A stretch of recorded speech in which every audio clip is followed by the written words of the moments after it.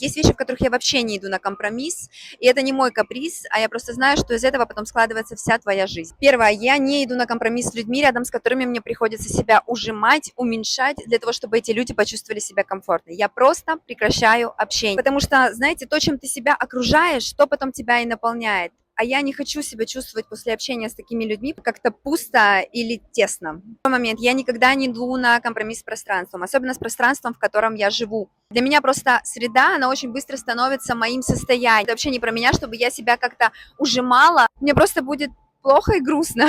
Поэтому я всегда жила в классных районах, в очень хороших квартирах. И действительно много работала для того, чтобы продолжать каждый день себе обеспечивать этот комфорт. Ну и третий момент, я никогда не надену что-то, что чуждо мне, что не отражает мой стиль, мое внутреннее самоощущение себя, только потому, что это трендово. И да, я в каких-то вещах действительно не иду на компромисс, наверное, потому что я знаю, как дорого потом обходится то, что изначально было не твоим.